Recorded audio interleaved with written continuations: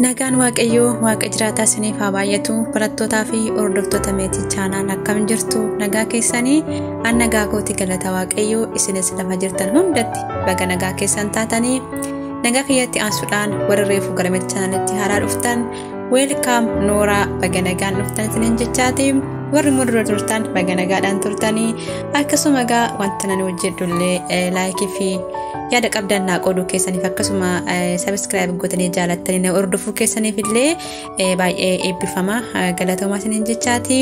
Egaa guyyaa irraa qabadhe kanan isiniif dhiyaadhe uffata sooftiidhaaf ta'u kirrii irraatii akkamitti akka hojjechuu dandeenyu isinitti argisiisuu dhufee yaadaaf qalbiidhaan na hordofaa. Egaa jalqaba kun akka kanatti anga sooftiin keenya ga'u likkaanneetu safarreetu hin dhoofna jechuudha. Ani safaree kunoo dhayee anga kanarraanii ga'een jira jechuudha. Asii oleessa marsaa 7 dhayeera jechuudha. Asirraan immoo yeroo 16 jechuudha. Gijee 16 keessa deeffadhe jechuudha.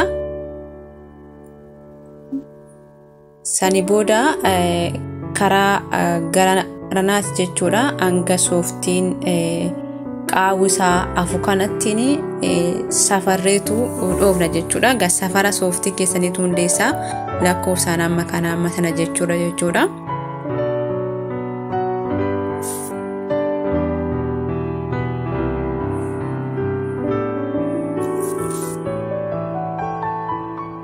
karaa sirraanis anga karaa garachaanuu dha'ee sananii dhaa jechuudha. Yeroo 16 keessa deeffadhe karaa garachaanuu asirraanis akkuma sanaa jechuudha.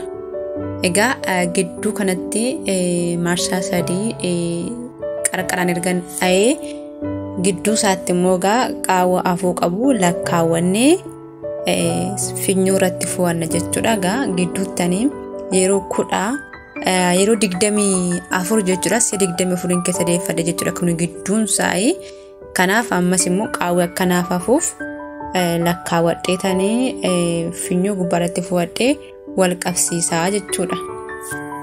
Hanga kun iddoo kanatti. Egaa kunoo asirraanis marsaa 2tti dhayeera waan ta'eef 3 ta'uu qaba. Kirriisa kanaanan wal qabsiisa jechuudha. Gaasa kana achumatti dhiisne isa garaanarraa dhufuun marsaa 3 guuttannaa jechuudha.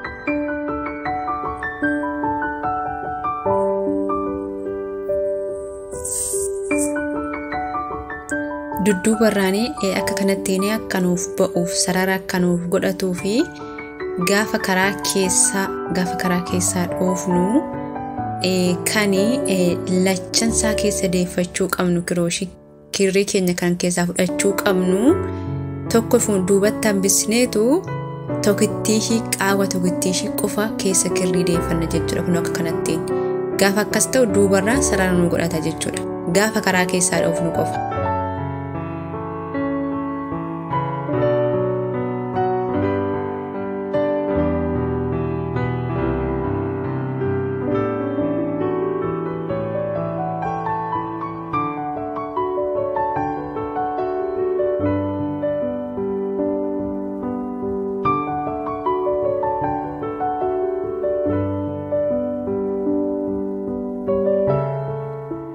Kun waggaa kanatti sarara nuuf godhachaa deema jechuudha. Tokko duubatti hambisne tokko keessa qofa gaafa deeffannu jechuudha.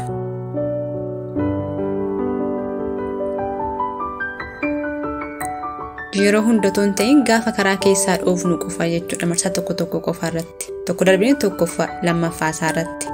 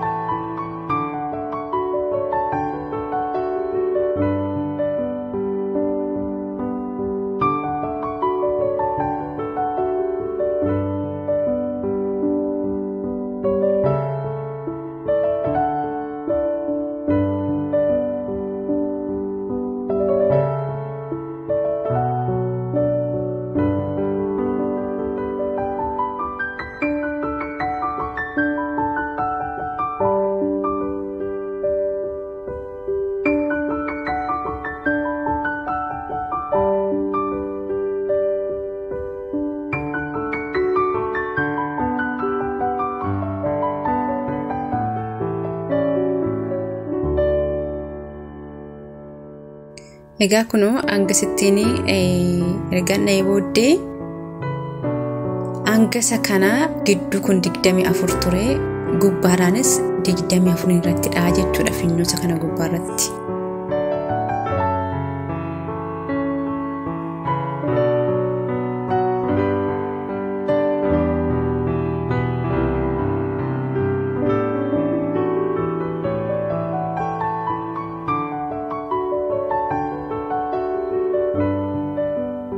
Egaa dha'ee xumuree jira jechuudha kun gubbaa isaarra jechuudha. Gajjallaa isaatiin egaa marsaa 7 gararaanis 7 gidduutti ishiin irraa kukkute 3 ture hanga isa kana nuu shaffanutti jechuudha. Kaartoonii sooftii asiin gadee immoo gaddeebisnee dhoofnaa jechuudha naannessinee kallattii hunduma isaarrayyuu.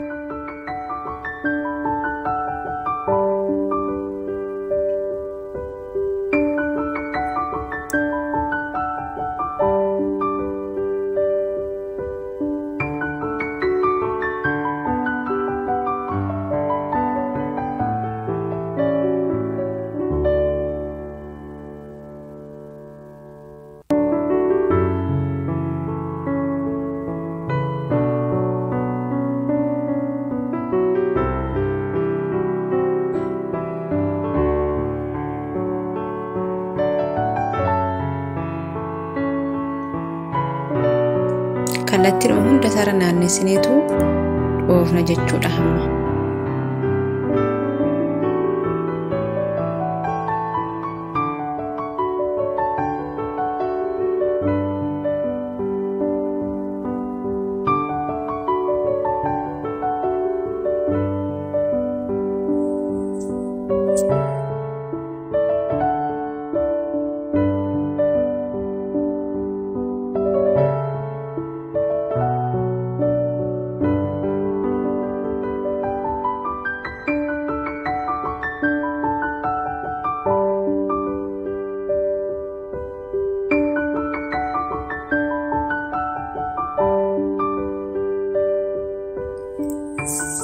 Egaa hunduma isaayyuu naannessineetu akka kanattiin hanga sooftii keenya nuuf uwwisuu danda'uttiin kallattii arfaneenu jechuudha hin dhoofna jechuudha. Nu akka kanatti naannessinee hunda isaayyuu.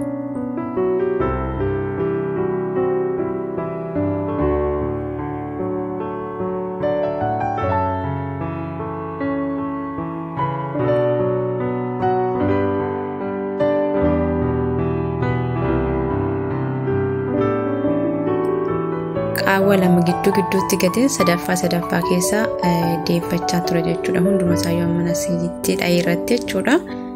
Egaa isinis akkaataa barbaadanii yabbisuu barbaadan qaawwa isaa walitti butuudha, haphisuu barbaadan immoo qaawwa isaa walirraa butuudha jechuudha.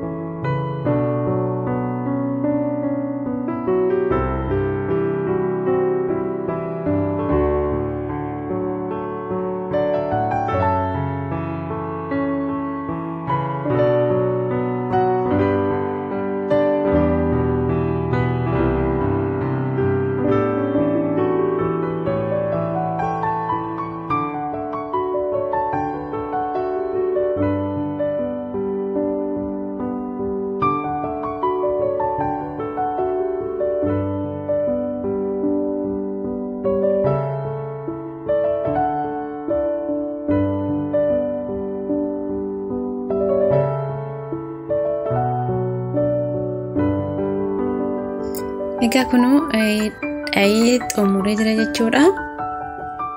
Jala sammuu gaafinyootti fuwattaniitu akka raasin jalaan baaneef itti guduufitu jechuudha. Asirratti marsaas lammaffaa waan akka sadaffaarratti tokko tokkoon gidduutti gataa ture maaliifi bal'ataa deeme waan ta'eef akka gadi golbatutti tokko tokkoon marsaa sadaffaarratti gidduutti gatee jechuudha. Akkasini golbateetti isin seenuu qabutti isin immoo gidduutti gattanii dha'uu qabdu jechuudha. Akkasiin jala diriiraa qofan taaneef. Kanarra naannessinee kirreessa kanaan immoo gubbaatti dhoofnaa jechuudha. Kun akka kanattiin akka golbatu taasisa inni marsaa sadaffaa gubbaatti gidduutti tokko tokko darbesiniin jedhe jechuudha.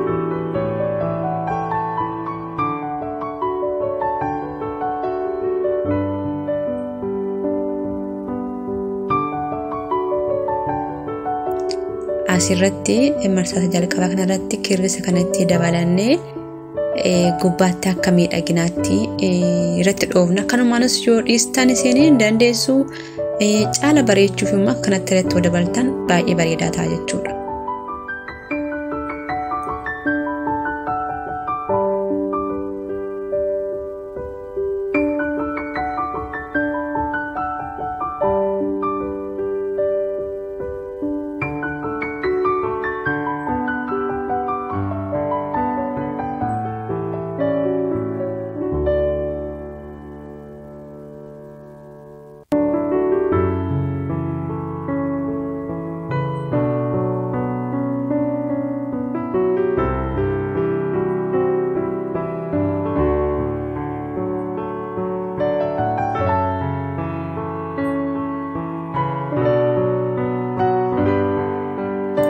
Egaa qaawwisa baay'ee mul'atuun calaqqisa waan ta'eef qaawwasa sana keessa duubatti deebinee keessa deefanna jechuudha.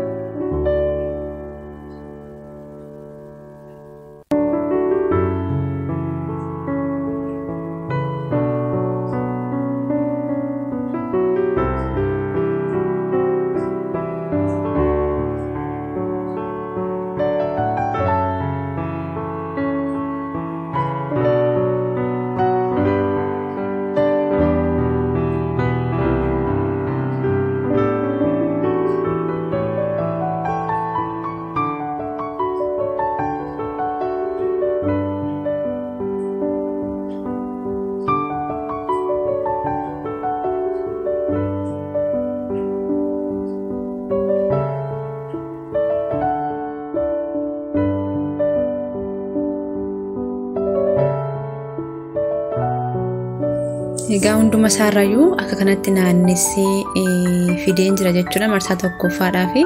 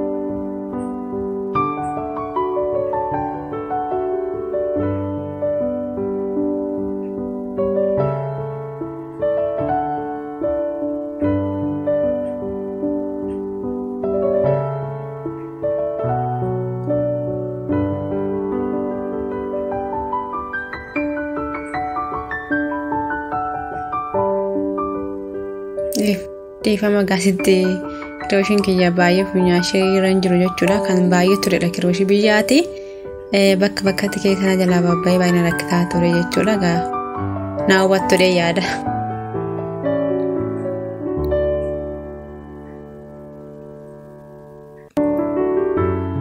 Egaa haala kanaanii erga dhoofne gidduu isaa keessaa deeffachaa wal qabsiisaa deemna jechuudha asirratti.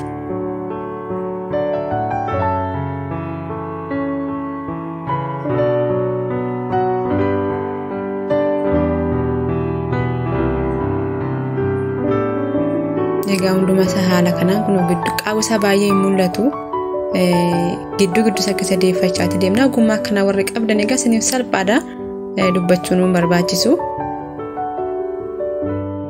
Egaa kun akka kanattiin hojjedhee ergan xumuree bifa baay'ee hawwataa fi bareedaa ta'e nuuf kennee jira jechuudha. Egaa isinis haala kanaan hojjetachuu dandeessu. Kunoo gara jalqabaatti xiqqoo ishee furdiseen jalqabe keessi qeemmu tokko qofaananii keessa deeffadhee jechuudha. Akkasuma jalaan illee marsaa sadan tokko irratti dha'een jira. Egaa isin al tokko qofaanis dhiisuu dandeessu. Gizee dhooftanii geettan egaa ofumaafuu ajaja waan ta'eef akka isinitti tolutti hojjetachuuti dandeessu. Isiniin jedha egaa waan daawwattaniif, waan irraa barattaniif, waan amma xumuraatti hordoftaniif baay'ee galatooma. Eebbifama. Isiniin jedha akkasuma gaajjala isaallee kirriinan finyootti foo'e jechuudha. Akka irraan baaneef ittiin muruufuuf nu gargaara. Akka sanatti taasisuu dandeessu. Akka Abaaboo waan fakkaattu kanallee itti dabaluu dandeessu jechuudha. Bareeda. Akkamitti akka hojjennu kanaan dura viidiyoo isinii waraabeen ture. Liinkii isaa description box jala isiniif hin ka'a. Achirraa ilaaltanii daawwachuu dandeessu. Egaa kirrii jalatti hafe kanaan immoo bakka kanattiin ittiin hodhaa jechuudha. Akka wal qabatuuf akka keessaan buunee fi haala kanaan irratti dabalachuu dandeessu. Amma illee deebiidhaan galatooma. Meetii channel subscribe share like gochuu hin dagatina. Yaadaaf gaaffii qabdan immoo comment naa barreessaa. Baay'ee isiniin jaalladha. Isiniin kabaja. Nagaataa lafa nagaa jiraadha. Nagaatti.